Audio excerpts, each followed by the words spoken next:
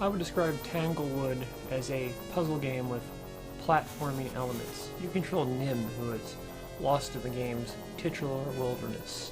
It's apparent from the start that Nim is up against some very malevolent forces, but the way he has to deal with them is what makes this game stand out. Nim, unlike most platforming stars, has no direct offensive ability. You learn this very quickly if you try to approach enemies head-on. Where the game does bear some resemblance to a traditional platformer is in traversal.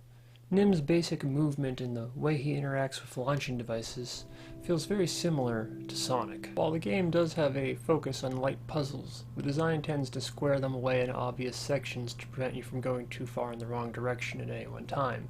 So if you're perhaps intimidated at the game being too daunting in that regard, you can rest easy.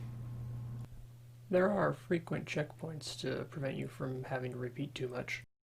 The crux of the gameplay is using these small creatures to get powers that allow you to manipulate your way past larger, more vicious enemies and find ways to defeat them without having to use brute force, since Nim simply cannot.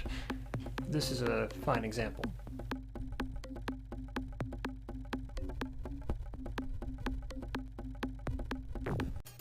Besides the time manipulation power I just demonstrated, he also has a hovering power a la Princess Peach in Super Mario Bros. 2, and a beast manipulation power that allows him to ride large beasts like this one, which is pretty cool, I gotta say.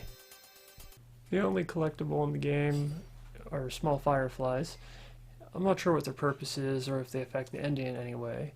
But given how clever and detail-filled this game is, I'm sure they have some purpose. And that's Tanglewood. In case you can't tell, I think it's a really good game, and you should totally give it a try.